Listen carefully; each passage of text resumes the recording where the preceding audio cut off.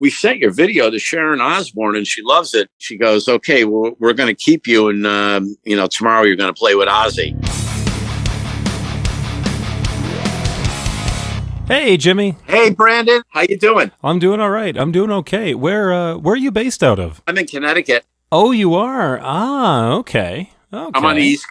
The other guys are in, Simon and Mark are out there in LA, and Steve, who's been playing bass with us, Steve Unger from Metal Church, he's in Washington, I believe. Okay. You know what's funny is I'm trying to get my brain back in autograph mode. I just interviewed James Christian about the new House of Lords record. So yeah, great record. Yeah, and he's in where? He's Florida, right? Yeah, Florida, but he is from Connecticut. That's how him and I know each other from back in the cover band days. Because we were all in. He was in a band called Eyes, and I was in a band Joint Forces. We all played on the same circuit. That's how we met. I kind of figured there was an Eyes and Joined Forces connection going back long ago. I know James had said that you guys have known each other for a long time. So I'll tell you what, let's go back to the beginning of you as a musician, and then we'll work our way up to the current record. So starting from the beginning, where did you grow up and how did you get started in music? Believe it or not, I was interested in music as a very young child. I had, I don't know if it's because my parents used to put me to sleep playing records or big band, music and, whatnot. But I had a love for guitar and drums, even at a very young age. I had a toy drum set and a toy guitar. And even back then, I have a photo of me holding a guitar. I held it left-handed even back then. Because I play guitar left-handed. I don't know if you're aware of that. But oh, yeah. Well, I've seen you guys several times. I've seen you a couple times at the Token in Detroit. Oh, I love that place. Oh, that was great. I loved when we played with Sweet there. That was a great show. Yeah, I love that room. I know a lot of people have played there, so I had a great time there. Treated us great. Nice people. But yeah, so I, even at a very young age, I was playing music. I grew up playing all kinds of different instruments. I tried everything from the second grade on, believe it or not. I don't know how far back you want to go, but from the second grade. Let's go to the beginning. Yeah. From the second, I took up the stand-up bass. So I was in the school orchestra all the way up into my high school years playing stand-up bass in the orchestra. And somewhere in the junior high age, somewhere between 10 and 13, like right around 10 years old, I developed this real big interest in drums. Played bass, and then, I always had a love for the drums. And I never got that good on the bass because I didn't make the connection that every time I held a guitar, I held it left-handed. But when I played the bass, I was playing it right-handed because it was a stand-up bass. So I didn't know, I couldn't understand why this hand, my left hand wasn't working too good on the fretboard. And then it finally hit me later on in the years that I was very much left-handed and I couldn't do, a heck of a lot when I left-handed as far as the fretboard goes, because when you're left-handed, your right hand does all the work on the fretboard. I started with the drums and I was, like I said, I grew up listening to big band music. I was a big fan of like Benny Goodman, Glenn Miller, that type stuff. And I really took a liking to legendary jazz drummer Gene Krupa. So I was really into him. In fact, I got to meet Gene Krupa before he passed away. He was playing some little place here in Connecticut with a Dixieland band, and I got to see him, and I have a photo with him and his autograph. It's unbelievable. So I played drums. I had gotten a scholarship for drums, actually, from the Hartford Conservatory of Music. So I was jamming with some high school guys. There was a couple guitar players, and I was in junior high. I had a drum set here, and they came over here. And one day, the guitar player he left his guitar out on the amp against the amp. And so I said, let me just mess with this. So I turned on his amplifier, and he had an old 70s Big Muff Fuzz.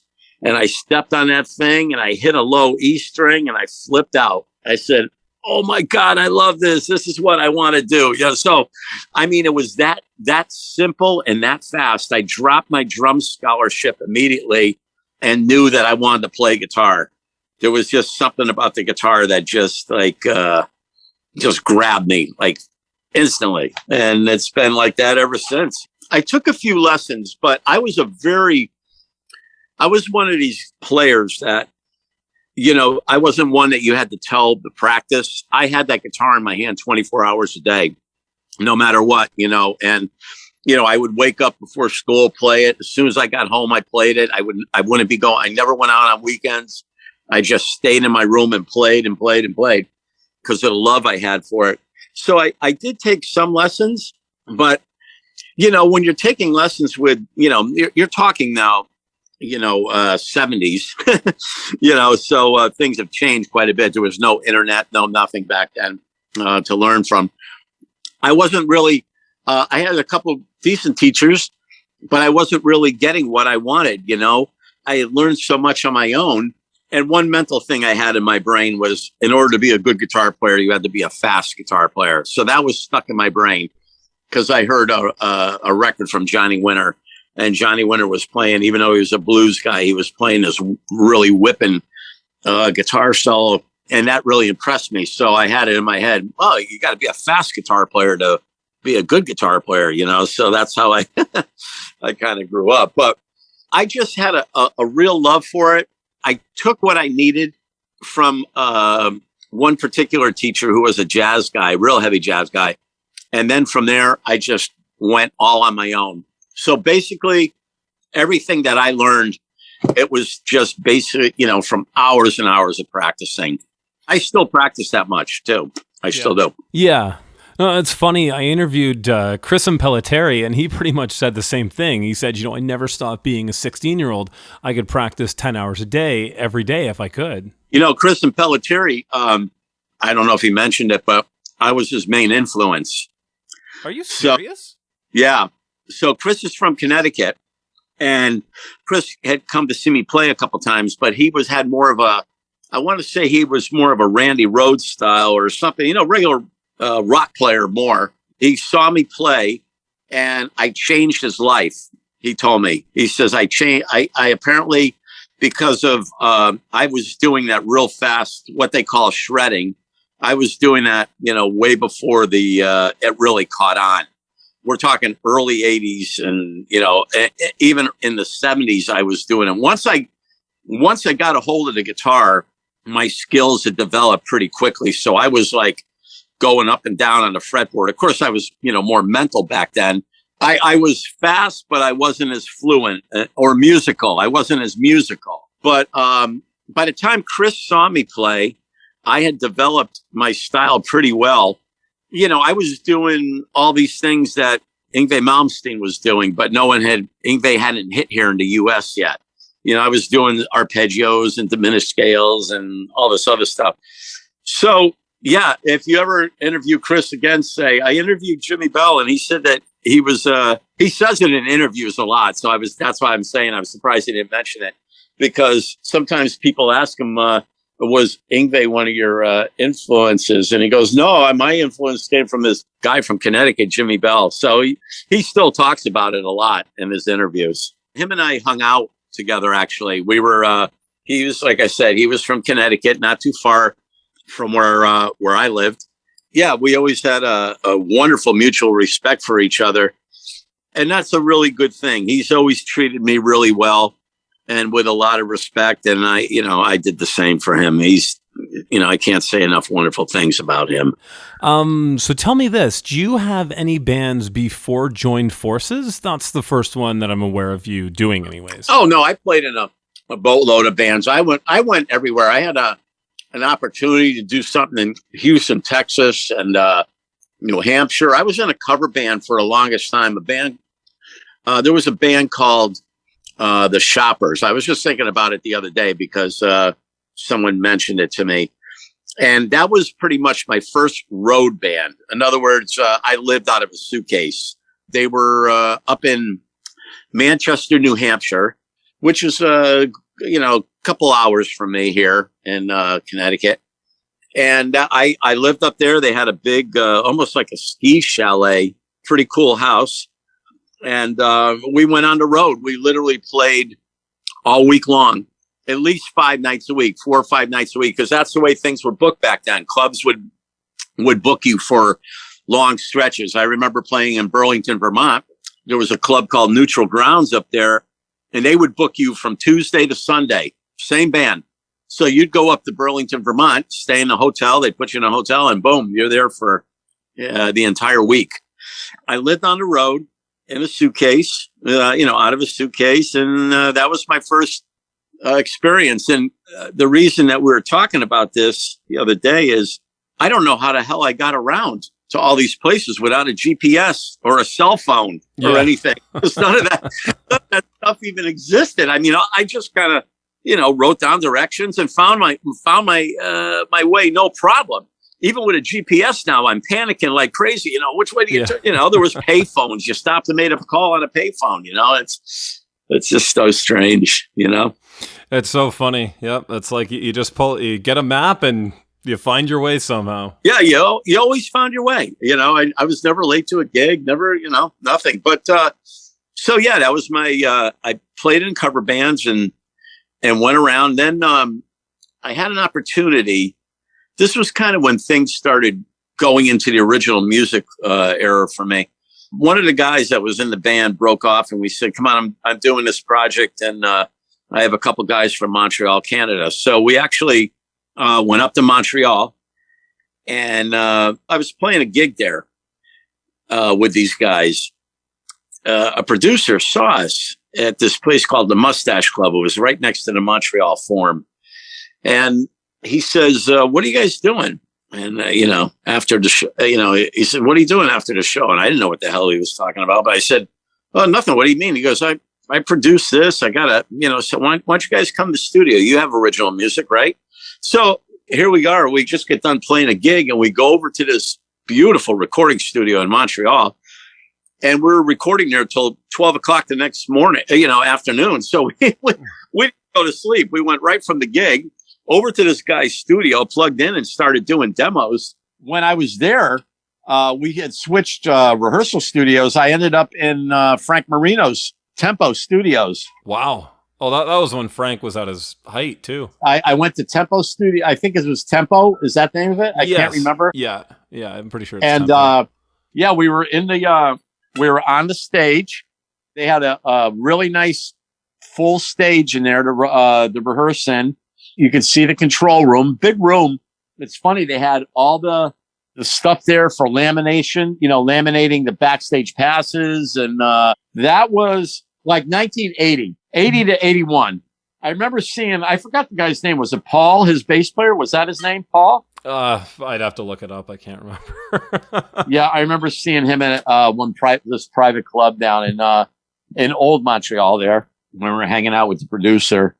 And man, it started a whole thing for us because this guy did some producing for Emerson, Lake and Palmer, and he signed us to a production deal, and it was amazing. So that's kind of like what I did for a while. And of course, there were all these promises made that never came true. Like 25 or 27 times the guy said, "I got you a record deal finally. It finally got signed." I heard it so many times. He was working with somebody in New York. He says, "You guys are going to be the next Zeppelin." He goes, "Hey, that's what the guy's saying," and this and that. And just nothing ever came about. But I found myself back in Connecticut, and that's when Join Forces started. And Join Forces was a band that played all original music. We decided, there were bands that did covers and original music. Eyes did that. They did some originals, but they did covers as well. We didn't want to do any covers. We said, we're going to make this like a concert. We're going to play a 90-minute set, have 2 bands open up for us. And, the club owners were kind of nervous about it because no one's ever done that before. And we were nervous because we weren't sure how it was going to go over. But we went out, we played this place, the Agora Ballroom. It's, it's a massive room. It was anyway, back in the day, held about 1,000 people. And we opened up the opening night. There was like 600-700 people that showed up, and it went over huge. All of a sudden, this concept that we came up with of doing an hour and a half of just music that we wrote really took off. And then other bands started to follow it. So that, we did that. And then all of a sudden, we get another interest. Someone from Joan Jett's camp sees us. He says, "What are you guys doing?" I'm starting a new management company, and he had a partner that owned a tour bus company. Matter of fact, he led them out to, this buses, took all the major bands on the road. He was still with Joan Jett, and we only had 3 songs done on a cassette. And all of a sudden, we're out on tour with Joan Jett. We're doing an East Coast tour with her. We have our own tour bus. Of course, we're not making it. We're making about $10 a day, but we didn't care. We were, in our early 20s. We're going, flipping out because we're on a tour. We have our own kidding. Tour. Yeah, what the hell did we care? So it was a great experience. I got to be very good friends with Joan. She talked with me. Everything, and I was the only person she allowed to have a picture with back then.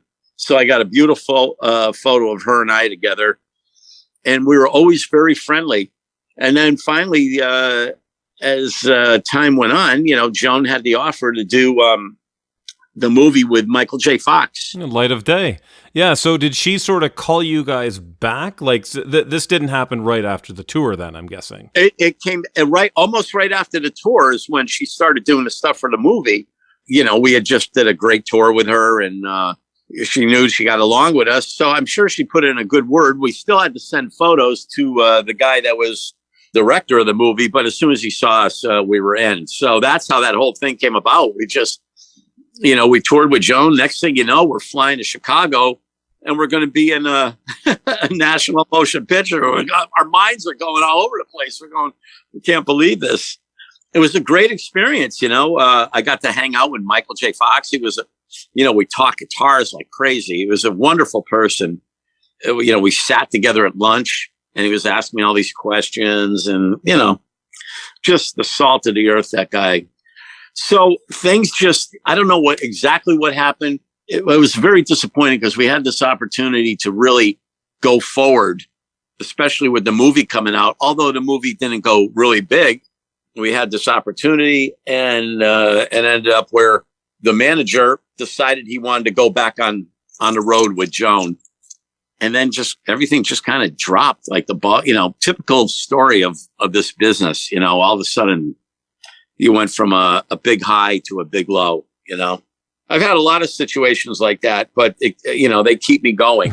I was going to say, before we leave Joined Forces, you guys also did a record that never came out until about a decade ago. Tell me about the... No, we had an EP out. You guys did the EP in 85, I think it was, right? But then you guys actually had a full length, like, as far as I know, didn't come out until 2010 or something? Yeah, 2010. It was so weird that this record label happened to contact our old bass player, Mark, and he called me, and he's asking about the songs, And we had, once again, we had demo tapes. This was the second version of Joint Forces with the other singer that we had. Good songs we had with that, with the second version. So he was asking about them, and we had about 10 songs. We did 2 different recording sessions, about 10 tracks. And, Mark calls me and says, "Jimmy, you're not going to believe this." He says, "I got this message from a guy that wants to give us a record deal." And I'm going, "What?" Because the band together for ages, He goes, "Yeah, he wants to release the Joint Forces record." And so, we kind of timed it where we got back together for a reunion and everything. So, it was pretty funny that all came about. That was a good band, Joint Forces. Had a lot of great times, Of course, we were, totally mental back then. So there was a lot of things that, I have a lot of regrets, things I would never do again. But, that's the story of this business too, you know?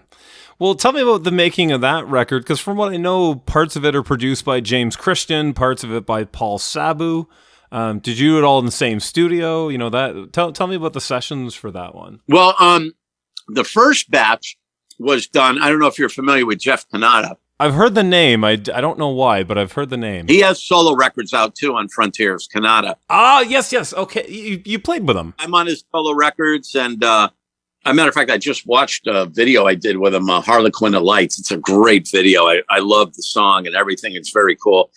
Well, Jeff has a studio. And like I said, Jeff's about 40 minutes from me here. He has a home studio, and we went there and recorded these tracks. And then James Christian came in with him, and they produced them. So that's another thing that was great, having him come in to do this. So those tracks ended up coming out really good. And then we did a second take at a studio here in Hartford. I believe the name of the studio was Nickel Studio. And Paul Sabu would come in and did the production on that. And I had a ball with Paul. He's a great guy. Really, really good. Very talented. Really, really talented. Oh, yeah. I mean, only child and his solo stuff. And yeah. So, yeah, it was just... that whole thing was a great experience. So, all right. So you guys did, I'm guessing that would have been about 87, 88 or so? You guys would have done those sessions? Yeah. Now, I'm trying to remember when the Ozzy thing happened, because the Ozzy thing first there was joint forces with Mark Diamond. Okay. So I got to go back a little bit. So we did joint forces with Mark Diamond. He was the first singer. We were doing some stuff, and we were working with we started working with this producer named Jack Ponte, who did work with Bon Jovi on the first record. Oh, yeah. Yeah, he's Baton Rouge and, a couple other bands, too. Yeah. Actually, Jack, I just interviewed someone who worked with Jack, too, and I can't remember who it was now off the top of my head. But anyways, so working with Jack. Yeah, so we started working with him. We'd go down to his house in New Jersey, and we were working together. As a matter of fact, he brought me over to meet all the guys in Skid Row. That's where I became friends with them. And it was right before Sebastian had joined the band.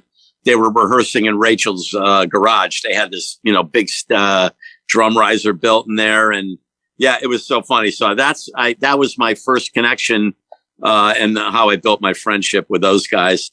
And we just did a show together. We just played together in, I forgot what town I was in. We just played a big casino together. I love Eric. He's what a great, him and I went to breakfast together. I was downstairs and I'm an early riser. So, I never sleep late. I walk 8 miles every morning. I usually out of the house by 4 a.m. I do my 8 miles, and then I do another 4 or 6 miles like later on in the afternoon. Oh my God. I walk about 14 miles a day. That's a great way to stay in amazing shape, though. My God. Well, yeah. If I could stop eating shit, I'd be fine. But I'm counteracting. But So he was up real early, and so was Rob, the drummer, and we all went and had breakfast together, and just shot the shit for so much. It was great, and I loved him in Heat too. We played with him on the Monsters of Rock cruise when he was in Heat, but when I found out that they chose Eric as a singer, I said, Dave, you guys are going to go right back to being huge. I mean, Eric is definitely, I think ZP's a great singer too. He's totally awesome. But I think his overall personality and everything, the way that he is, he's going to really kill it for that band, and he's going to make it. Yeah, I like Skid Row are one of my favorite bands, and I saw them many times with Johnny, saw them many times with ZP. I missed Harnell. I really would love to have seen them, because I'm a big TNT fan. But, and ZP was great. Johnny was great, but it's like they weren't quite the guy. Yeah, they've been searching for the guy for a while.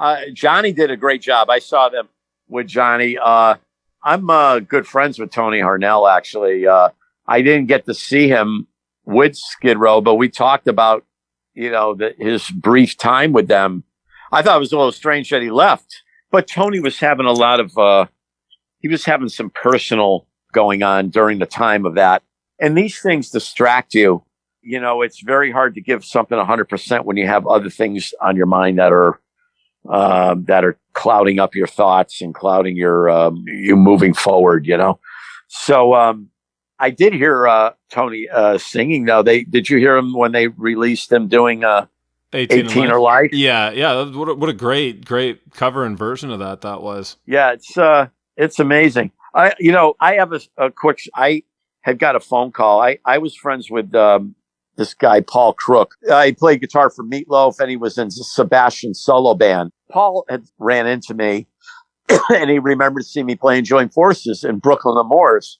And he remembered specifically because he loved the way I play guitar. And I actually took the time to talk with him. And he never forgot that I actually talked with him. And he told me that the guitar player, I forgot who it was at the time, was leaving Sebastian. And I said, I want to do this gig. He said, you're interested? And I said, absolutely, I want to do it. So he sent me all the stuff and what parts to play, what parts to learn. So I started learning all that stuff. So Sebastian knew about it. We're all getting ready. I'm all ready. Sebastian's out doing Phantom of the Opera or whatever the hell it was he was doing. And the tour ends, and I'm all ready to go start rehearsing with them. And Sebastian goes and hires a whole new band from Tennessee and just takes them. It was like, you got to be kidding me. I was just like devastated. I would have loved to have gotten that gig. He came at me one time, though, when my buddy Richie Scarlett was playing guitar for them. Oh, you're buddies with Richie. Oh, that's amazing. Oh, I've known Richie forever. Oh, I'm like a massive, as everyone is on the planet, massive Ace Frehley fan. So. Oh, yeah. Oh, man, you got to hear my story.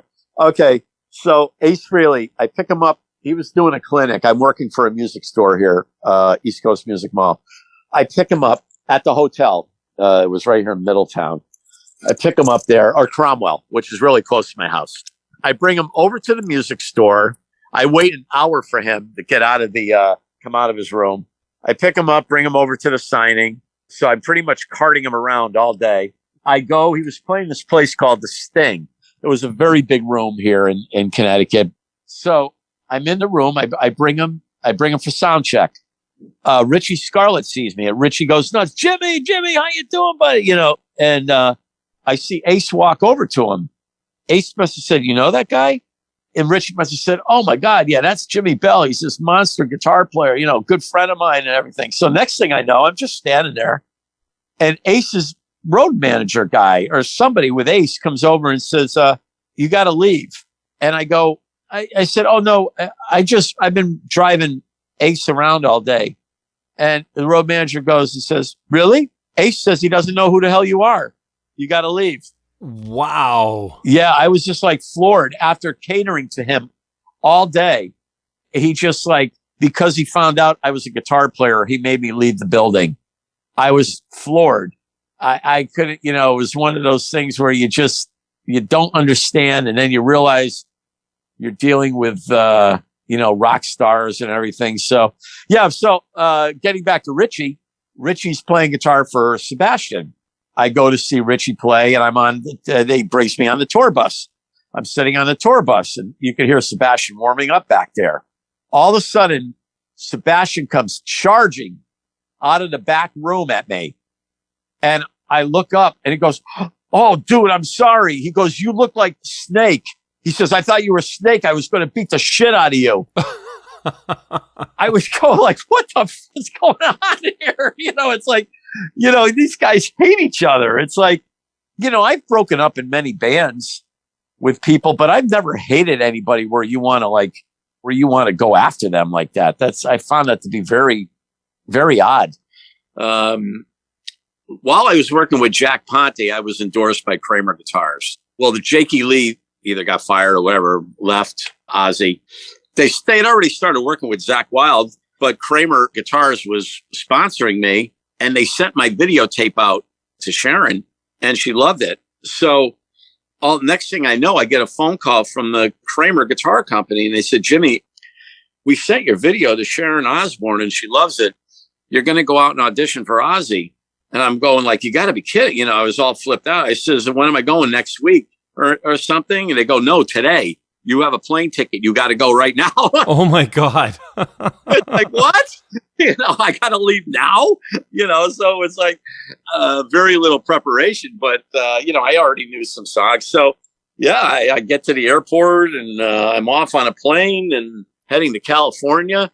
Ozzy's guy picks me up and they bring me right to a rehearsal with Randy Castile and Phil Suzanne. And Sharon sat there while I was auditioning. She didn't do that to anybody else, but she sat right there when I was doing my thing because, she wanted to see if she just wasted a plane ticket. Yeah. So I played and I did great. And she goes, okay, well, we're going to keep you. And, tomorrow you're going to play with Ozzy. So the next day comes, they bring me to a whole nother studio.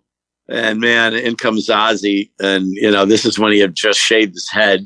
And he had gotten that big tattoo up on his, up in the corner of his chest there or something. And just, you see Ozzy on videos, you see him in magazines, you see him on TV and stuff. But when you're face to face with Ozzy in a very close quarters, it's a whole different, it really is. It's an experience I'll never forget in my life. So I go up on stage and I play and I nailed it. I did, really, really good. I played about 4 songs with them and a guitar solo. And when I got done, Sharon and Ozzy sat down with me and they said it was between me and Zakk. And talk about a moment in your life when that opportunity comes like that. Of course, Zakk, looked a lot more like Randy Rhoads. He played the Les Paul like Randy Rhoads. And I'm sure, and Zakk didn't look like Zakk looks now. Zakk was a skinny little clean cut kid, So a lot of that had factored in. Even someone in an interview just 2 days ago said to me, we were talking about the Ozzy thing, and he said, Jimmy, do you realize that you might not have gotten it because of the simple fact that you're left-handed and Tony Iommi was left-handed? And somebody else had mentioned that to me one time too. People are strange. It could have been something that insignificant, but you never know. So basically, I found out later that I didn't get it. Very heartbreaking. That could have changed my life for good or worse. Who knows? But I go home, I'm sitting around and all of a sudden my phone rings and there's an English gentleman, an English voice on the phone. And he says, is this Jimmy? And I said, yeah. And he says, this is Terry Butler. And I go, Terry Butler? He goes, yeah. He says, I got your video from Sharon Osbourne, and then it clicked. I said, oh my God, this is Geezer Butler from Black Sabbath. And I'm going like, oh my God, this guy's a legend. I go, what? And so he goes, I'm putting together a new project, a little, not as heavy as Black Sabbath. And I need a guitarist. I want to know if you're interested. So obviously I jumped at it, and he flew me to St. Louis. He had a house there in St. Louis. I think his wife Gloria's family might have been from St. Louis. And he had a house in Birmingham, obviously. So first St. Louis, and then I was on my way to Birmingham. And we rehearsed in London and did all this stuff. So we get signed to a deal, and we're all excited. And the person... it was somebody from MCA Records, I believe. Whoever signed us got caught doing something bad. I don't know what it was, embezzling money or doing something. Anyway, he got fired. All the projects that he had got dumped.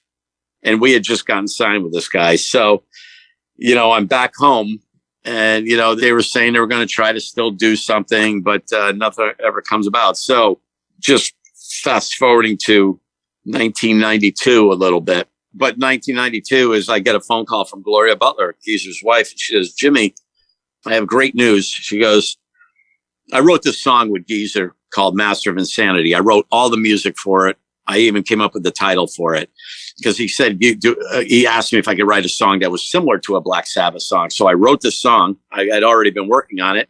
He loved it. We recorded it. In 1992, I get a phone call. She goes, Jimmy, I don't know if you heard, but Ronnie Dio is joining Black Sabbath again. And I have wonderful news. We're going to use your song, Master of Insanity, on the new Black Sabbath record. They were recording Dehumanizer. And I was thrilled. She goes, but we have one problem. And of course, there's always a problem. She says, we can't give you songwriting credit because Tony Iommi will never let a song on a Black Sabbath record written by another guitar player. So we have to say Geezer wrote the song. And, so I'm going like, you got to be kidding me. It's like, she goes, Geezer's going to put your name in his special thanks, and we will pay you for the song when the tour is over. I mean, what was I going to say? No, you can't, they would have found a way to use it anyway. So, I wasn't going to, it was just nice of her and nice enough of them to call and even let me know. So, the album comes out, Dehumanizer. My song gets mentioned as one of the better tunes on the record in a lot of the interviews. Not only that, but it's added into their set. So it wasn't really considered just a filler song on the record. They liked it enough that it became part of their set list. So here I am. I go to see Black Sabbath playing, and I'm listening to my song being played note for note with Ronnie Dio singing it. And I'm just like totally floored. Now, Geezer wrote the lyrics, but I actually gave him the title. I had a working title in my head. So I told him this idea, for Master of Insanity, and he liked it. So he wrote lyrics based off of that. And they actually recorded the song note for note, pretty much of what the demo is. The demo is actually on the version that I did that we recorded is actually on YouTube as well. So you could actually hear my version. It's a little faster than what they recorded it, but it's there. Matter of fact, the singer, Carl Sentence, who's the singer of Nazareth, Carl's the singer on that. Jez Woodruff from Robert Plant's band. He wrote Little by Little and Big Log, and he's the keyboard player on that. Gary Ferguson is the drummer. And Gary was, you could see Gary Ferguson at the beginning of Eddie Money's video, Shaken. He's the drummer. He played with the Hughes Thrall project with Pat Thrall and Glenn Hughes and countless other bands, just like a monster drummer. So yeah, that was the band. So I'm watching Black Sabbath and, all is great. They're giving me backstage passes and everything. And the tour ends and that was it. I never received a dime. Not that I was expecting it, but, I never got anything. And, I'm a very honest guy. So, people always ask me about this story, and, you can tell people a million times in the world that you wrote a song, especially something that's on a Black Sabbath record. You're going to have some people that are going to doubt that you're telling the truth or something. But, pretty much everybody knows I'm not a liar or anything. So they pretty much all believe me. But finally, it got printed in a lot of books that I wrote the song. And then finally, there was a book that Ronnie Dio was interviewed for that came out. And Ronnie says it in writing that I wrote the song, that I wrote the music and Geezer wrote the lyrics. And I was like, oh, finally, thank you. Vindication, eh? So your name's not listed in any remasters or anything, I'm guessing. No, not that I'm aware of. But that song, you could hear it. If you go to YouTube and you could put in, if you go to YouTube, you might be able to put my name and write Master of Insanity. It might, like the demo version might come up like that. But you'll definitely hear the whole bass riff at the beginning. I actually came up with that idea. I said, we had Geezer do it. So as opposed to the version that Black Sabbath did, it's more in time. In fact, Vinny played drums with it at the beginning when that bass line comes in. On the demo version, Geezer just plays it by himself. Do do do do do do do do do do do do do, and then the whole band comes in. But Vinny starts right at the head with him. That's how you would know the difference of the two versions. And then, of course, when Carl starts singing, Carl's an amazing singer. You would hear that that's not Ronnie Dio singing. So of course, I'm seeing something here. Yeah, there's something online. Geezer Butler Band, Computer God music video. No, Computer God. Now, Computer God. That was a song that I did with a whole different version of Computer God. That is more of a lighter version of Computer God. Geezer, what they did on the Dehumanizer record, they used the same title, Computer God, but the song is nowhere near the same. So that's great getting to do that. But, backtracking a little bit to join forces, and we had a good run, and we thought so many things were going to happen. We showcased, and then all of a sudden, nothing seemed to materialize. So I was at a point in my life when the 90s came, very, very depressing point. In fact, that I figured, maybe my career was going to be over because I had an opportunity to go play in a cover band. Now, keep in mind, I hadn't played in a cover band since the 70s. I took the gig just to play, and I'm saying, well, this is it. I'm just going to be, tooling around on guitar here, just doing this. So I actually had started getting into country music, not like hillbilly country music, but the real monster chicken picking stuff that you hear these real flashy guitar players do, Nashville players do, the real crazy guitar playing. I started getting into that. So that gave me new encouragement. And I was saying, oh, this is pretty cool. This is something new that I'm doing that I seem to really like. So I'm getting into that and saying, oh, okay, I'm not going to do anything really rock and roll anymore. And then 1999 comes and this band from Germany, Thunderhead, it had a singer that lived in Connecticut originally, and he went over to Germany. And next thing I know, they contact me. They were doing a new record, and BJ was a part of it, BJ Zampa. So we start recording this record with this group, Thunderhead.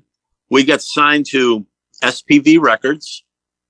And actually, we had the deal first. That's where we were doing the records for SPV, which is part of Metal Hammer Records, I think so. The next thing I know, they're putting us out on tour with Metal Church. So I'm out on the road with Metal Church, and over in Germany, doing about a 3-week run. And the singer David Wayne started coming out and watching me play every night. He was kind of like, sat down on the side of the stage and checking out what I was doing. So we had a double-decker tour bus, and he comes up. I was always playing my guitar anyway. So he comes up and sits down with me. He says, hey, I'm only doing this one tour with Metal Church because they did a reunion for an album they did called Masterpiece. He says, I'm only doing this one record, and I'm out of here. He says, I want to do a solo album. He says, I want you to play guitar for me. Are you interested? And I said, absolutely. So no sooner do I get home, I get a phone call from David, and we're already working on he wants songs. So I wrote a boatload of songs for this record because that's what I do. I write songs. I just keep writing constantly. I wrote a bunch, record them at BJ's house because he had the means to record them, sent them off. And next thing you know, we're in LA. We got a record deal. We put out a great record with David. It was absolutely killer. And he was a lot of fun to work with. And, unfortunately, we had some plans to do some stuff, and then he passed away, which was very sad because he was a really great guy, Very talented singer, too. Yeah. Huge fan of Metal Church and him and Mike Howe. And yeah, Mike. So sad that they're both gone now. Couldn't believe Mike, too. That was terrible. Absolutely terrible. But, so that kind of brings me up to from David Wayne's thing. I ended up working with another Connecticut legendary singer, Mike Teixeira, who was Obsession and Yngwie and Loudness, everything. So I did Mike needed some songs. I wrote a bunch of things, recorded him at his house. He lived about an hour away from me. Had a nice little studio built downstairs in his house, and we wrote the MVP record. I had 5 of my songs on that, and I played on 9 of them. Mike released 2 records. He had more of my songs on a second one that he released too. I forgot what the name of that one was. And I get a phone call from James Christian. He says, Jimmy, I'm putting House of Lords back together. I guess they did a record called Power to Myth. And I guess, I don't know what it was. I guess the guys were trying to change the direction of music a little bit. And even though it was a great record in many ways, the fans didn't react to it too well. Well, it's funny because the album sounds like James's old band, Eyes. Which, if you're expecting House of Lords, you're not I'm a big Eyes fan, which, actually got me further into House of Lords. And, because I knew, I Want to Be Loved and Can't Find My Way Home and, the stuff from Sahara and that kind of thing. But House of Lords had dropped off my radar at the time. And I was into bands like Max Webster and all these things, and I discovered Eyes. And I go, wait a second, James Christian, why does it sound familiar? Oh, he's in House of Lords. Oh, House of Lords is still active. Yeah. Oh, this new material is absolutely killer. Oh, and and it goes from there, right? So yeah, and he says to me, Jimmy, we have to kind of go back more towards the traditional House of Lords sound. He says, have you ever written? This is great. He says, have you ever written a melodic rock song before? And I didn't even know what the hell a melodic rock song was, but I just said yes. I didn't know what the hell he was talking about. I just said, yeah, of course I have. I love that stuff, I just wanted to get the gig.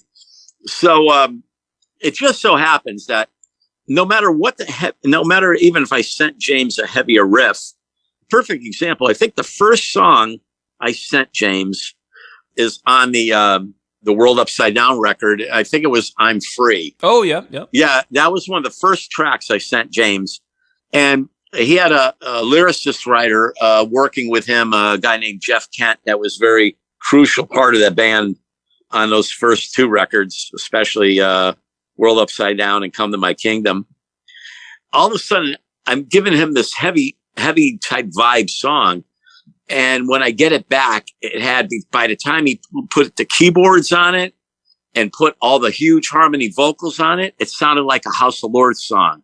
So in this song has drop tuning in it. I had a drop D going on with it. And man, it was just amazing to see what somebody's input can do when you give them a song like that, Yeah, it's crazy. Well, that's the thing, is because the new stuff, I mean, it's definitely in that style. It doesn't sound like 1991 House of Lords, but it's still close enough that you're going to know it's House of Lords, know? I mean, and the thing is, every album I learned more and more. Like writing for House of Lords really helped tremendously with my writing when it came time to doing the Autograph record.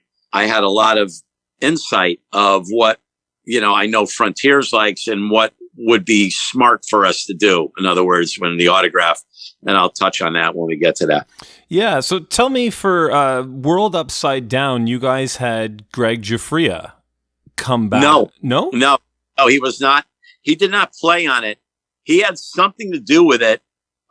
Whether he was in on the production of it or something, but, who knows? He could have just given us his blessing, for all I know. I didn't know too much of the business part of it. All I know is I was giving him songs and he was loving everything that I gave him, especially when I handed him SOS. SOS was a very melodic track that he really was able to do a lot with. Jeff Kent actually said to me when I talked with him, he said, Jimmy, you know what I love about your writing? It's melodic. He says, but you have one foot in the dark all the time. So in other words, everything I sent had sort of a heavy vibe to it, but I still managed to make it melodic at the same time. So that was a huge compliment. Matter of fact, on the Come to My Kingdom record, we actually have a song called One Foot in the Dark. So it's been a great run with House of Lords. I'm very grateful to James and Robin and everybody, because I've gotten to go all over the world. I would have never gone to any of these places. I've toured everywhere in Europe that you could think of several times.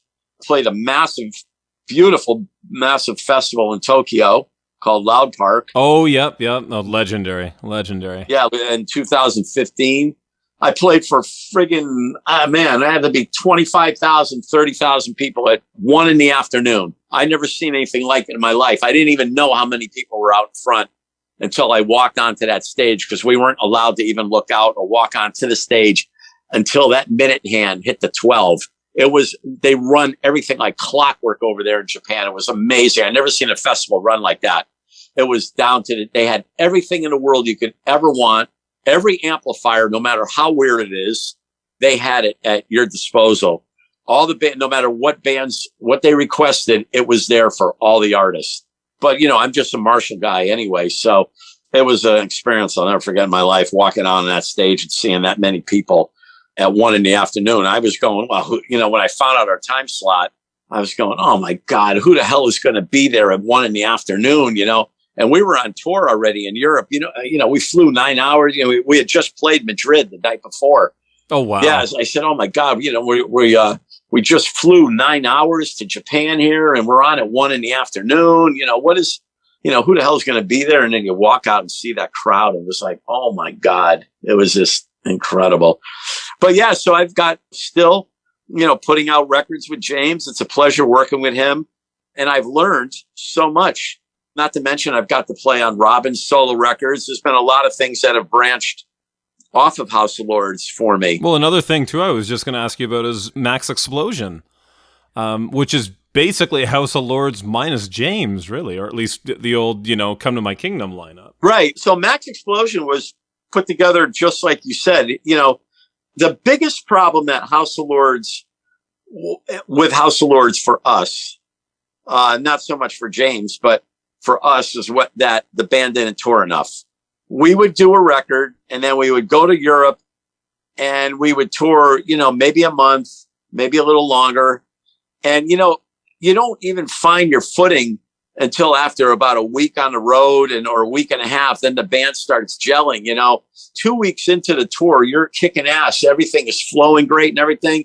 And then a week or 2 weeks later, the tour is over and you're going, no, let's keep going, but it's like when you're over there, the expense is insane. You have to work all the time because there's hotel expenses. Once you're over in Europe, you have to have hotel rooms. So you take gigs along the way that you probably would not take States, but you take them just to maintain the cash flow to pay for hotels and gasoline and whatnot. Because we would land, we'd pick one destination and land, and then we're in a Sprinter or one of those Mercedes 9-passenger things. That's how we traveled. We didn't get a tour bus because we all wanted hotel rooms. We didn't want to be staying on a bus and sleeping on a bus. We figured, we all want our own rooms. We're all older guys, and we figure, hey, this is the one thing we're going to enjoy is our own hotel room. So that's what we did. So I've had a great experience with them. And if opportunity comes and tour dates, I know they're talking on them. If I'm able to work them around my autograph schedule, I'll definitely be there as long as everything works out. So how does Maxx Eplosion, was that just the three of you guys looking at each other and going, let's do something? Was it? Yeah, I lost track of what I was saying. So we didn't tour enough. So when we got home, we'd be sitting around doing another record, but then we said, we want to play out, so the concept came is let's put this band together. So at least the three of us will remain very solid and tight, so that was the whole thing. We wanted to just go out and play because with House of Lords, we had all our keyboards on tracks and everything. So we didn't have a keyboard player. So it was just me, BJ, and Chris. So we figured the more that we played, the tighter we would be for even a House of Lords show. So it just all around it made sense for us to do this. And then, so did you guys cut the stuff at BJ's place? Chris's house and BJ's. Chris had a studio himself. But yeah, so we did it at both places. And, we love that band. We were just talking about that. Matter of fact, the interview I did earlier today brought up Maxx Eplosion, and he was going, any chance of Maxx Eplosion getting back together? More people love that band than you could ever imagine. I would love for, I know BJ and Chris are pretty busy with Dokken at the moment, but if the opportunity came, I would love to do Maxx again because I get a lot of requests for it. So yeah, it was a great band, and it was unfortunate it had broken up, but Chris had an opportunity to go back with Dokken, and he went out with Dokken, quite a few years before Mick Brown quit. BJ filled in for Mick Brown one time when Mick was out on tour with Ted Nugent, but then when Mick Brown finally gave us notice, it just kind of made sense for BJ to be the guy. For sure. I wonder if I saw him at that show. I don't remember who was drumming. I saw Dokken maybe 5 years ago, I want to say, and Mick wasn't there. So it may have been BJ filling in, and I just didn't realize that was who it was. Yeah, it very well could have been BJ. Yeah, very, very well.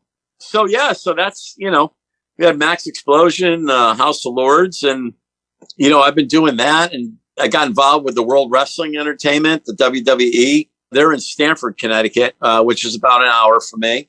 The producer from the WWE saw a videotape of mine that a good friend, Mikkel, had dropped off because he happened to do camera work for them. And he was a doorman at a bar I was playing. He goes, hey, you do great down at where I work. And I go, where do you work? He goes, I work for the WWE. And I flipped out because I was always a huge wrestling fan back in the 80s, like, the Hulk Hogan and all that era. I was a massive fan of that stuff. So for him to get me down to the WWE was a really big deal. He gave my tape to the producer, and no more than a day after he gave the tape, I get a phone call from the WWE to come down, and I was doing tracks there from about 2006 to about 2015 when the producer was no longer there at that place. That's unreal. I had no idea you had this association with WWE. That's crazy. Oh, you did? No. So did you just do like a lot of their backing music and stuff, going to commercial, that kind of thing? The guy, Jim Johnson, who's the producer, he wrote the songs, although he would always ask for my input. But so anytime he did a track that he wanted some real heavy guitar or some wild guitar playing, he would call me. And I would go down, and whether it was a half hour, 10 minutes, 5 minutes, however long I was there, they'd pay me a nice flat check. I had to sign off on the songs, though. No, I had to sign a document that, I was getting a flat fee. I wouldn't be getting royalties because those guys, make tons of royalties between records. And of course, every time the song is played on Monday Night Raw, that a wrestler walks out to that entrance music, that's cha-ching, cha-ching, cha-ching, It's funny because a friend of mine does wrestling music for indie wrestlers. Oh. Isra, oh my God, what's his last name?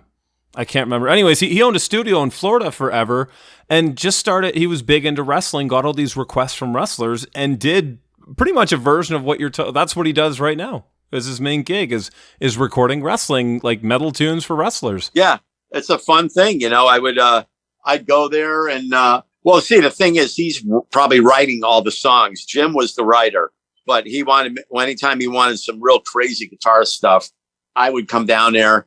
And there was nothing more thrilling than, I'd always have to go there. Like Monday Night Raw aired obviously on Monday. So I would either get a call early Monday or Tuesday because Smackdown aired on Tuesday for a while, and then it got moved to Friday. So I'd get a phone call and, Jimmy, can you come down? Well, my whole life is music, so I was always available. I never said, no, I can't make it. I'd go down there. No sooner I'm taking my guitar out of the case and everything is business so fast. They'd go, all right, so this is what we have to do. Boom, boom, boom. I'm not even plugged in yet. And he's already playing the track of what's got to go on, because here's the deal. It was always for a wrestler that was going to wrestle that night. It wasn't for like someone that they're looking at or that they're prepping. It was always going to be aired right then and there. So I have to record my parts. Then he has to mix it, get it mastered, do whatever he's got to do, and then get it off to whatever town the wrestling event is in. So it had to be sent for that night. So it would be good. I would come home and put on Monday Night Raw, and then all of a sudden, here's my guitar playing, coming through the stage on the speakers on the TV, and I'm going like, oh my God, this is the greatest thing. What's even better, though, is when I got to, when the wrestling events came to the Hartford Civic Center or whatever, anywhere close, they would always give me great seats. I'd always be on a guest list, and I'd go there and just sitting right around ringside and stuff. And all of a sudden you hear your guitar playing coming up on the loudspeakers. It just made me smile from ear to ear. And I'm going, that's me. So Mac, here's the connection of Autograph. I'll tell you, backtracking many years ago when I was with Kramer Guitars, I had met the guys in Autograph. I used to play NAMM shows. Do you still go, by the way? I haven't been to a NAMM show in ages. Oh, really? You know what? That's the thing. Once you go, it's like, okay, it's NAMM. Well, I went for a few times, and then it was like the opportunity had come a few times. It's just a lot of people just going there and just having a good time. And it wasn't anything that I really needed to be at unless I was representing a company there, So at the time, like I said, it was Kramer, and we had this big thing called the Kramer Duncan Jam. So it was Seymour Duncan pickups and Kramer guitars. They merged together and they sponsored this big thing. And I had met all the guys at Autograph back then. And matter of fact, went out and partied with Randy and everybody. I think we all, and the original drummer, Kenny, I think we went to a club afterwards. So fast forward to I think 2014 or 15, Maxx Eplosion got asked to open for Autograph, the lineup that was with Simon and Mark. Simon's been with Autograph now for a decade. It was probably 15, I'd say. So I go there and reconnect with Steve, say hello, and Saw Randy again, and it was one of these weird things. So from that point on, every time Autograph had come to like Mohegan Sun Casino, I would go see them and hang out, and we all became friends. I'd even have dinner with them prior to the show. We'd go to a restaurant and this and that. So that's how this whole thing kind of started. I saw that in 2019 it was on a Tuesday, I believe, in July, third week of July. I almost know exactly when it was. It was just funny. I wake up and on Facebook, there's a big announcement that Steve quit the band. He wanted to move on and do something different. I messaged the guys and I just said, hey, I know you're probably getting a million phone calls here. I said, but I'd like an opportunity to audition. They liked my guitar playing because they used to see my videos and everything that I posted. So I talked with Randy right away. Randy and I had a really good connection. Well, he says, we have a very short list. He goes, but I'm adding you on here. He asked a couple questions, do you sing backup? And I said, yeah, I sing. And I said, one other thing, I said, I write a lot of music. And he was very impressed with that. So he gave me 3 songs. God, I can't tell you. I know one was, I just can't remember the other one, but it was Blondes in Black Cars and Turn Up the Radio and one other. Anyways, I learned those 3 instantly. I messaged Randy back.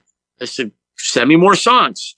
So they sent another batch. They gave me more songs to learn, and I learned them. Before you know it, I requested for the whole set. I said, send me the whole set. So I ended up learning the whole set.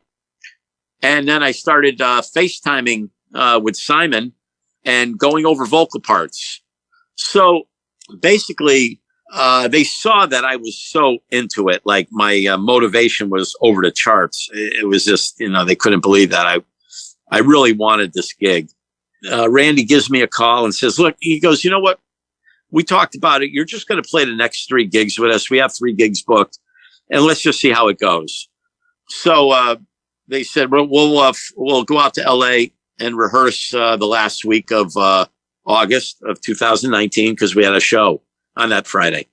So I fly out on a Tuesday. We rehearse. I step on stage with these guys. I played 1 song with them, and they knew that I was their guitar player after 1 song. That's crazy. Yeah, it was. I mean, the vocal harmonies were great. The band connected as if it felt like I had been in that band all of my life. The band gelled like I've never felt anything before. It just had, the sound was there from the very beginning. So, we did the rehearsal. Simon was thrilled. He went home, they made the big announcement. And then Wednesday morning, I owned the internet. It was insane when they made the announcement that I was the new guitarist. Simon didn't know that I had, I don't know, they don't really know a lot about House of Lords or something. But I don't think Simon knew I had a lot of like a fan base that I had, especially, from Europe and everything.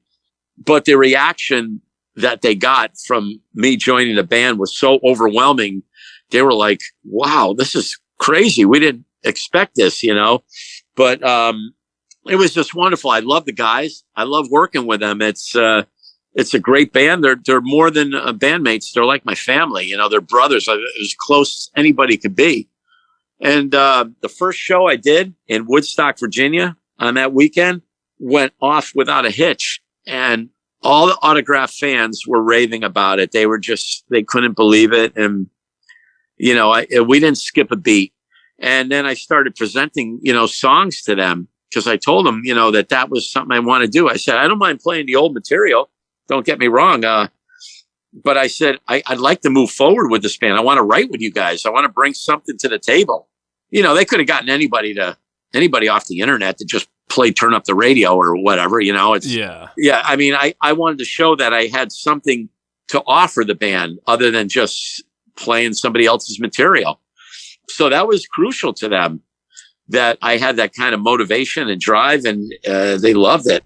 So that's how things worked out. We were going steady here. Everything's going great. And then, oh God, then we lost Randy in April. It was like the most devastating, I get, from Frontiers, I'm doing a doing stuff with House of Lords, and they call me, you know how they have these things, they call them super groups. They put together all these, you know, artists for one record.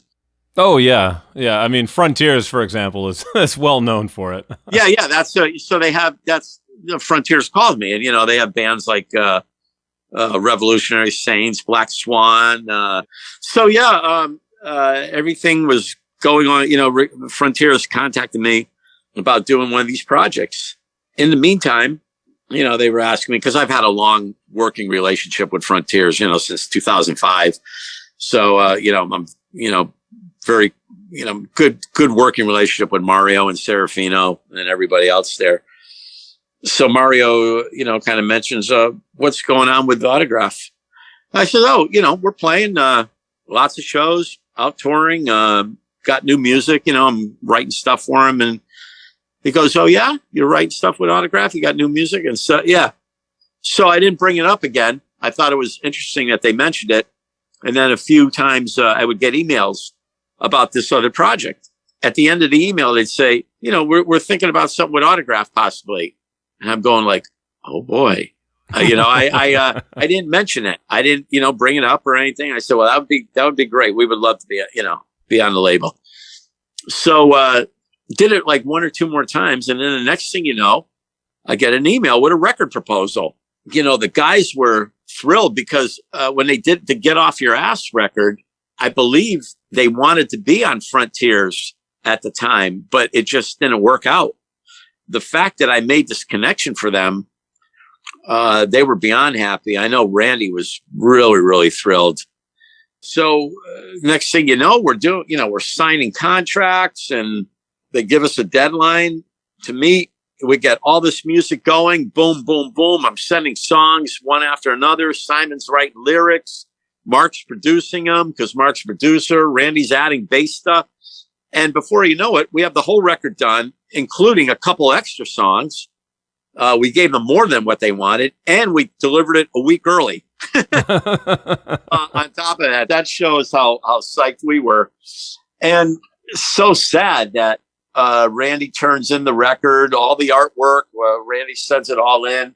And about a week and a half to 2 weeks after, Randy passes away suddenly.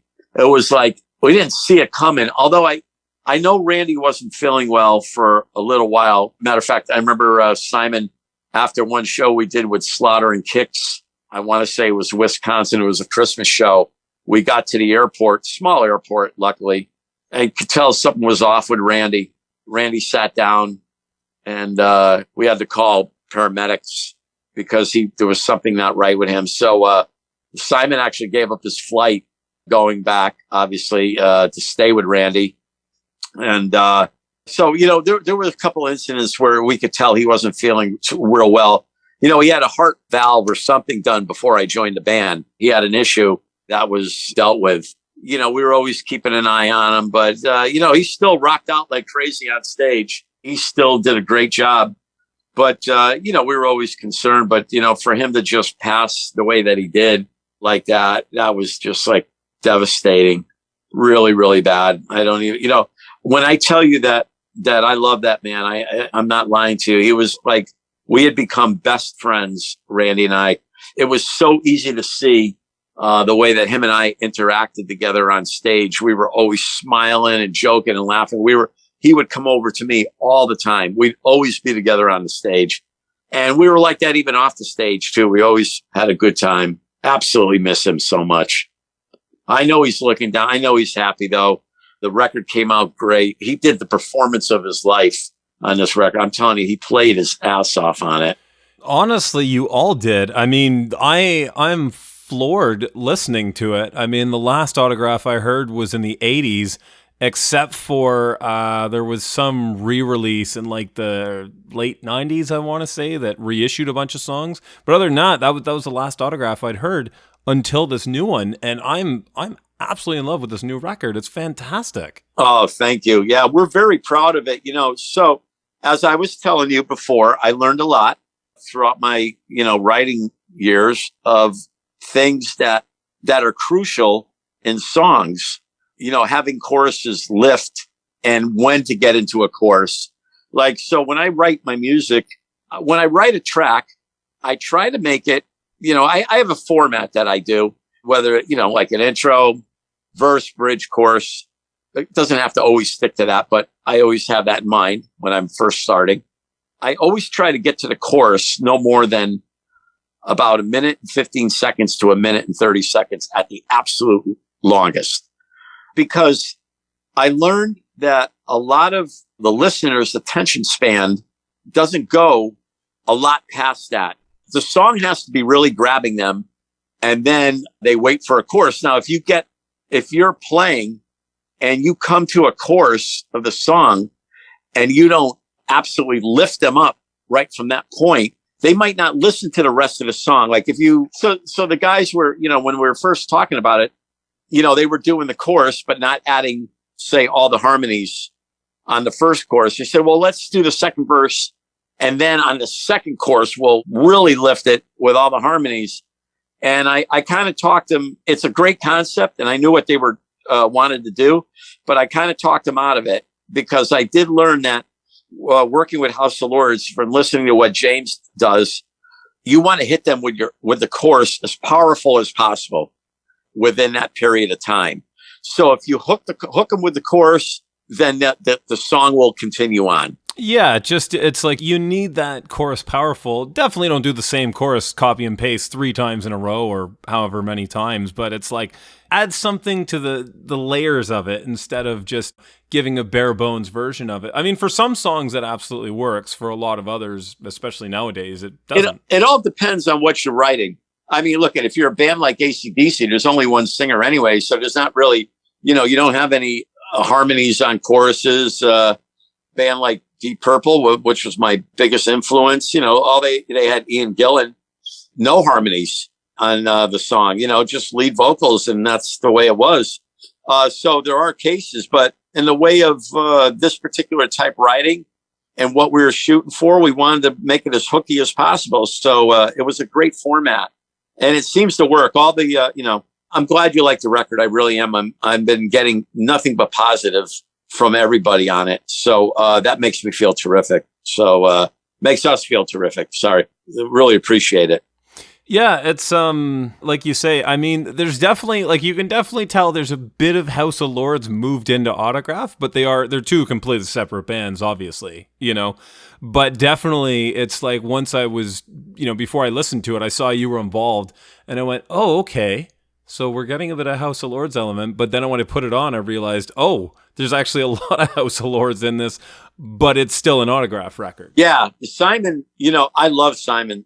I love his voice, his approach to the songs, his lyrics, everything. The only way I could describe what we've done here is a lot of the songs do have sort of an 80s vibe, but with Simon's voice, that's very much more modern. It takes away from the typical 80s sound vocally, and brings it into something new, which is exactly what this band has been wanting to do. We're, wanting to bring it into something more modern and, but yet continue with the traditional sound. For example, the first track, This Ain't the Place I Want to Be. When I came up with that whole concept of the song, I wanted to somehow incorporate some of the old type of Autograph sound in that track. So I was trying to think of what I could do to bring, to kind of fuse them together, fuse what we're doing and fuse something from the old. And I figured I'd start with that. I have, this 2-handed tapping thing. I said, let me start off with this and make it, a little bit reminiscent of the old days. And man, it just worked, it just, because I've gotten asked that a lot. They said, is this like a kind of like a cross song? I go, yeah, it was exactly what I was trying to do. Yeah. And I just love Simon's vocal approach. It's, I dig his voice. It's a very powerful bluesy voice, but you'd be surprised the range that Simon has. I saw the guy sing on the Monsters of Rock cruise, do an acoustic show, and he pulled off some Boston songs with an acoustic guitar. More Than a Feeling or something. And I was going, oh my God. I told him afterwards, I said, I had no idea you sing up in that register. It's like, it really blew me away. So we have a good mix here. you know? Yeah, I think that's the nice thing too, is I mean, you're getting something reaching for autograph. It's obviously a completely different musician, so you're only going to be able to get that sound so much. But at the same time, it's like, I almost like it for its freshness. You know, it kind of is like listening to a new band with that sound in mind, you know? You hit the nail right on the head. It really is. Now, you know, keep in mind when they first got Simon in 10 years ago, you know, they had Steve, Randy, and Kenny Richards. So you had three guys right off the bat. So Simon learned a lot just from being in that lineup as well. So, and with me being with House of Lords, that kind of melodic band, and what our roots are musically, by the time Simon and I got together, we just gelled. It just really, really worked. And of course, you know, Randy added his input in, and Mark, like I said, is a great drummer and producer and engineer. He brought the whole thing to life, you know, so it's great. So tell me this. So you said you're sitting in your studio, and I'm a bit of a gear nut. What are you running? What are you playing? All that kind of thing. Well, I'm very new at the studio, believe it or not. I did not need a studio for the longest time because BJ lived, you know, 10 minutes away from me. So whenever it was time to cut a record, I would just have all these songs recorded on my phone. You know, I would just put down ideas and I would complete them at his house. And that's how he did everything. But since he became a permanent member of Dokken, and, you know, all of a sudden I started to get all these opportunities for recording tracks and everything. I said, oh, Christ, I'm going to have to learn, you know, get my own studio here. I, you know, never operated one. Here I am, 65, you know, I'm going to be 65 on my next birthday. And I never even owned a recording studio in my house. So it was, I had some very good friends of mine that came through and really walked me through it several times. And I started out with Pro Tools because BJ uses that. But Pro Tools is not for the person that's really a beginner. You have to have some sort of knowledge. Pro Tools could be a little bit difficult. I'm sure if I had stayed with Pro Tools, I would have been flying on it by now. But my friend used Presonus. He said, you know, Jimmy, he says, this is a really easy program to navigate through. And I think you'll be able to do this. So he set me up. We got it loaded. And within just a few, you know, like a week and a half, I had this thing running and doing stuff. And it's been great. I have guitar rig loaded in there. And what I do is I have a drum program. I have it's just a free drum program. Yeah, like Easy Drummer or something like that. I learned how to build drums yet. So what I do is I have a template made that has just a straight you know, straight 2/4 beat. And I change the tempo for everything. And I write to that. Most of the time with House of Lords, I used to play just to the click anyway for all the songs. And then BJ would play afterwards. So I keep the click on even with the drum beat going. And I have the click really loud just so I stay in time. And now, though, I was using guitar rig and I had gotten some really good sounds, but I really missed my Marshall because with BJ, I recorded my real Marshall half stack. We had the cabinet, garage, and mic'd up. So that's what I intended to do here. Keep in mind, I got the studio on Black Friday of last year. Oh, that's new. Yeah. So my buddy, Greg Livesay, told me about this thing by Two Notes called the Torpedo. It's a captor, you know, it's a code box. And he was telling me, you know, you get this and it comes with this, you know, once you register it, which I still wouldn't have a register if it wasn't for my friend. Registering it was so complicated. I couldn't even believe it. But it came with this thing, Wall of Sound.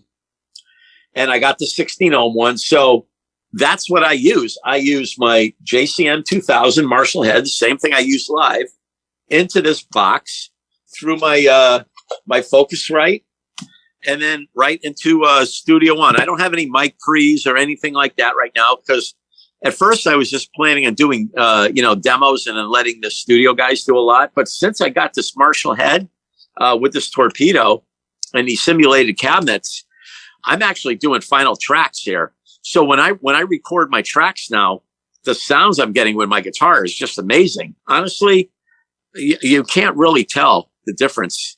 I mean, a real ear might be able to tell the difference between a cabinet and a simulated cab, someone that's a real geek. But I'm not that. And I'm, let's put it this way, I'm very pleased with what I'm getting from the Marshall head through the torpedo. So that's what I do. I even have, a couple stomp boxes at my feet.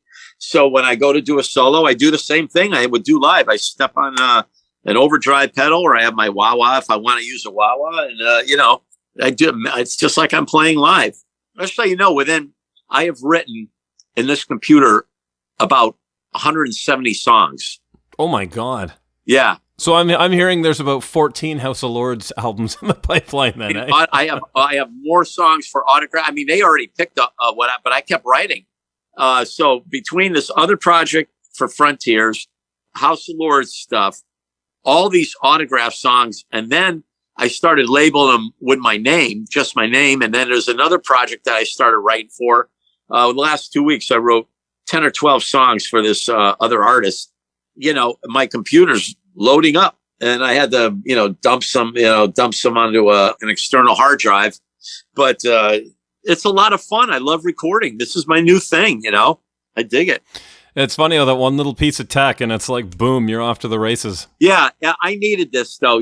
For years, I had so many songs, and I was just recording them on my phone, and it just wasn't working out. I would keep these ideas, and now it's just like when I come up with something, I still have mountains of ideas on my phone that I have to go through them and pull off what I want and then delete what I don't want. Because, I used to have my phone, if I was up in my room, I had a little practice amp there. If I was on my bed playing and an idea would come to me, I'd put my phone right down next to the amplifier and record it so I didn't forget it. So that's how I did all my stuff. So yeah, so this has been, it's been what was been going on in my life here. And I'm looking forward to making a lot more music with Autograph and, House of Lords and whatever else comes my way. You're going to love that other project I was telling you about too. I think you're going to be surprised on I don't even know if I can't really say who's on it. Fair enough. But when it does come out, you're going to go, now I know why he couldn't say who was on it. But it's pretty funny. So it's, you'll dig it. That's funny. Well, I'm just thinking, well, he said Skid Row, so maybe Sebastian Bach will be a surprise, or I don't, who knows, right? Yeah. You never know who's going to be on this, but it's very, very good. It's one of these things that, I just found out more information about it today. In fact, so that's why I'm bringing it up. They love the final mixes came. They love the record. Now we're talking about going to shoot the videos, and so there's a lot of stuff going on, which I'm just thrilled about. That's amazing. No, like you say, I mean, to go from the 90s, pretty much I'm just going to spend the rest of my life in a cover band. From that to Autograph, House of Lords, all these projects, all these other bands and things it's been a complete rejuvenation for the last 20 years, yeah, for sure. Oh, here's the thing too. I've had so many disappointments and doors that open and shut. That seemed to have been the story of my life for a real long time. And it still happens a lot. Things, come about. I even just this thing with Randy passing away was a devastation. It's just like, I love being an Autograph more than anything in the world. I had 3 years with Randy, and then he passed away, and it was like, that was just another like boom, like another hit. It's like I've taken so many hits between, Ozzy, Geezer, Joan, Jett, all this stuff. Normally, anybody else would have just said, "Oh, the hell with this! I can't take this no more." But for some reason, I just was never like that. It motivated me to keep going, and I always had it in my head that one of these days that door is just going to swing wide open. And I used to give myself age limits. I said, first it was, well, if something's not happening by the time I'm 30, I'm done. Who's going to want to, and then I pushed it to 35. Then I pushed it to 40. And then, it was 45. And I said, well, look, I'm going to be 50. Half my life's over, over half my life. I'm not going to be doing anything after 50. And here I am, going to be 65 in January. And I'm having all these opportunities come, and why not go with it? I don't know how to do anything else anyway, so I'd be screwed. I mean, I'm a guitar player, full and full. Man, I'm a hardcore musician. That's all I've ever done, and that's all I'll ever do. Am I rich? No. But do I love what I do? Absolutely. 100%, Yep. Well, the world's beautiful with a guitar in your hand. Yeah, it is. Jimmy, that's perfect. That's a great note to end on. Jimmy, I want to thank you so much for taking the time. I mean, I know we just did a triple session here. I have a tendency to just, a lot of times when I'm going and I'm comfortable, people ask me, and, I don't mind interviewing and going a long time. If you're interested and you have the time, I'll talk away. That's awesome. Yeah, this was fantastic. Loved hearing the stories. I had no idea you auditioned for Ozzy, so that's... Oh, you did? No. I knew the Geezer thing. I knew... it's funny. I've known the Joined Forces EP for a long... I've known that EP before even House of Lords happened.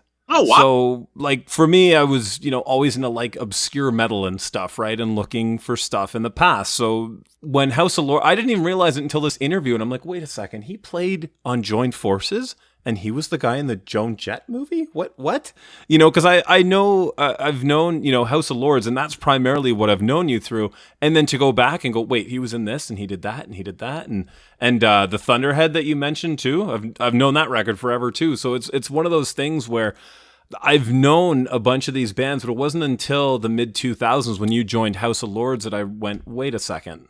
And I put all the pieces together there. Well, I'm happy we did this. This was a great interview. I appreciate you giving me the time very much. Oh, well, thank you so much. It's very much appreciated. And I know James had a blast. We talked, like I said, big Eyes fan, so I had to just drill him about that record. And he was like, I have not talked about that record in 30 years. I'm shocked you know anything about that. I haven't. I haven't. Matter of fact, I know exactly where it is. It's so funny that I have that record.